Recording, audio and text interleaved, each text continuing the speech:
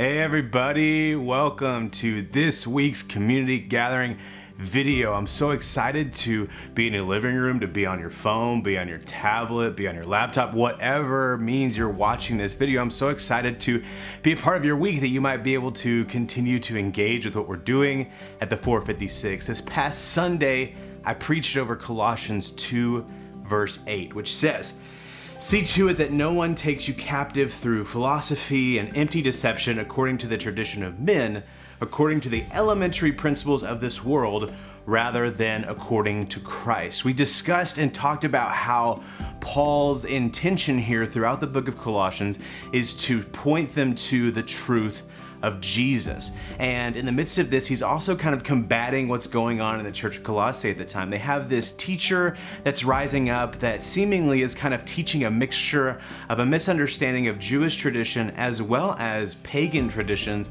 and he's introducing those into the church at Colossae. And Paul is writing them to remind them of the gospel that they have accepted. He's reminding them that Christ's truth is above everything. And then the way that he does this is he actually walks through chapter 1 and talking about the gospel they received and how Jesus has freed them from the domain of darkness. And then he begins to list all of these aspects of Jesus, right? He talks about how he is the image of the invisible God, that he is the creator of all things, that even dominions and rulers, he created those things.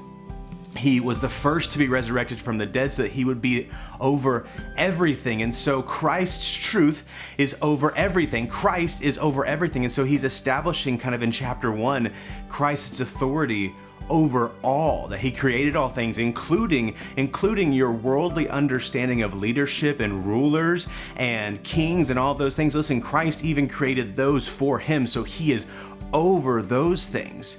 And then he talks about how the gospel has affected them and changed them and how they've been reconciled. And although they were enemies of God and they turned their backs on him and they were alienated and they were apart from God, Christ still through the cross reconciled them to God.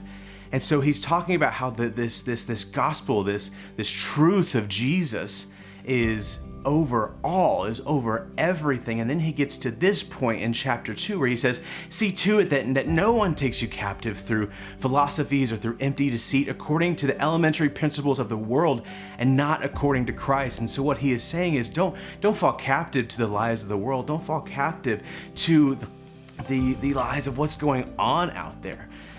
And we walked through this illustration on Sunday as well, talking about my friend who really believed and wanted to believe in the fact that this 18-inch giraffe existed, and how it's tempting within these moments where we either are swayed one way or the other based off of an authoritative speech, or we feel like things are proven, or we want to believe something. And so this teacher in Colossae, they came in seemingly with some authority as a teacher, and they were being swayed these different ways. Just like my friend he looked at a video and he thought, well, that's enough proof for me. I'm being swayed one way or the other to ignore what I know to be true and to cling on to this over here. And so what we also talked about was allowing Christ to be the lens by which we view everything. That our lens to everything is the truth of Jesus. The way that we can do that is through Scripture. We see so often that the Scripture is used to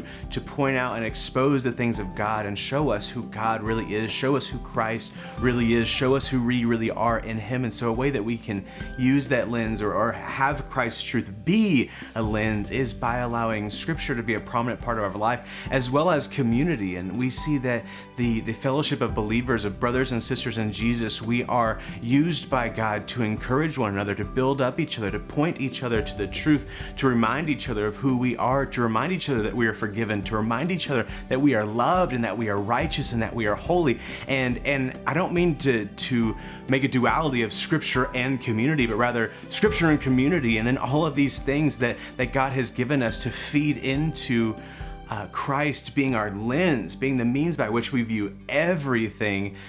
we use scripture in the midst of community. We use community as we learn scripture. And there's all of these different things that we see throughout the text as well. The rest of Colossians talks about how we've been changed and how by coming to faith in Jesus, we've died with Jesus at the cross, which means we've died to the lies of the world. We've died to everything going on over there. And he says, if we've died with Christ and we've also been raised with Christ, meaning that our life is now hidden with Christ in God. So he says, set your mind on things that are above. Set your mind on things that are above, that are away from this world. Don't set your mind on the things that you've died to, but rather set your mind on Christ, where your life is hidden.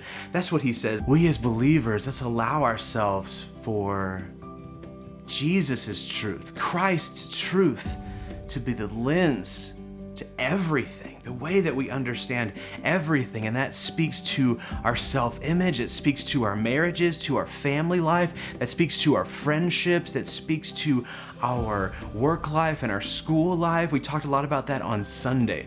And we discussed also that there may be things that kind of get in the way of us embracing this truth of Christ, right? I shared that my dad, for the longest time, he was the means that I understood God. And so whenever he left our family and whenever he left us and turned his back on everything he believed, since he was the means that I viewed everything, the way that I understood God, the way that I understood the world, when he left, it changed the way that I viewed God. Right? And because he was the lens that I viewed all things. And so looking at God through him, now all of a sudden God can leave you. Now all of a sudden God can abandon you. Now all of a sudden God can change and turn his back on everything that he's once promised. But I had a misunderstanding and I wasn't allowing Christ's truth to be my lens. And so when you allow Christ's truth to be your lens, you're not looking at yourself the way the world looks at yourself. May the world call you stupid or dumb or ugly. Christ calls you alive and righteous and free and a saint. You see, where we look at our marriages and our family relationships, we're tempted to continually make it about us and make it about our glory and make it about our selfishness and make it about who we are. But when we look at families and our marriages through the lens of Jesus, we see ways to serve and we see ways to love in a true and real way and to find joy in glorifying God throughout that. When we look at our work and our school, we are now all of a sudden, we're no longer doing things for the promotion. Even though the promotion is great, we're no longer doing things for the diploma. Even though the diploma is great, we are now doing things for excellence to glorify God, not out of a means of proving to God anything, but rather a means that we've been changed, and therefore because we've been changed, we now live out who Jesus is. Because Jesus is the lens that we are viewing all of these things of our lives. We are looking at things through the lens of Jesus, and we're not being swayed one way or the other. We're not allowing the ways of men to dictate who we are, to change who we are, to change how we act in these things, but rather we are allowing the ways of God, the ways of Jesus to dictate and to change us and to mold us and for us to act in such a way that glorifies Him. I have 3 questions for you guys as we further talk about Christ's truth and the fact that it's over all things, and the fact that and who we are now and how we should allow Jesus' truth to be our lens to everything. Question number 1. What is something you believed or wanted to believe so badly that you ignored what you knew to be true? My buddy, the example of the guy who wanted to believe in the 18-inch giraffe so bad. You know, I do very similar things. I'll be on YouTube, I'll be checking out different things, and YouTube knows that I like Jurassic Park and Star Wars and Lord of the Rings and these types of things, and so a lot of those types of videos will pop up, and every now and then it'll be like, Star Wars 2022, new movie trailer, teaser. I'm like, oh wow, and I click on it, and I'm watching these like really incredible visuals. I'm thinking, man, this is gonna be awesome. I can't wait to see this movie. And then I'll see like one little thing and I'm like, well, that kind of looked like a shot from another Star Wars movie, but it's okay. It's okay, this is gonna be awesome. Maybe that's just a mishap, I don't know. And so I find myself in those moments ignoring what I know to be true. This is just some fan edit. They're bringing in scenes from other stuff. And I find myself trying to ignore that so I can believe in this new thing. Have you ever believed, or what is something you believed or wanted to believe so badly that you ignored what you knew to be true?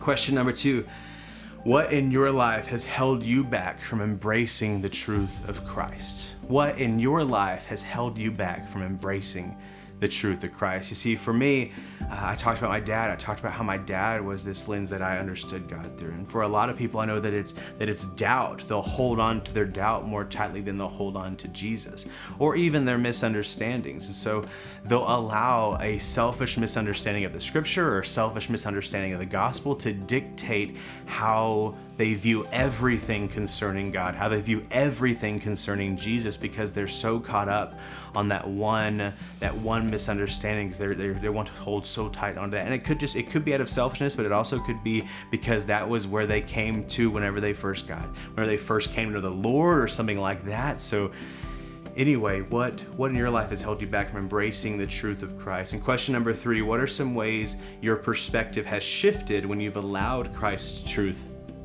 to be your lens? What are some ways your perspective has shifted when you have allowed Christ to be your lens? Could be self-image, could be family, it could be relationships, may it be friendships or marriages or dating. What is a way that your perspective has shifted when you've allowed Christ to be the lens? Thank you guys so much for joining us. I hope that contemplating these questions and discussing these questions goes well. Can't wait to see you guys soon. I hope you have a great rest of your week.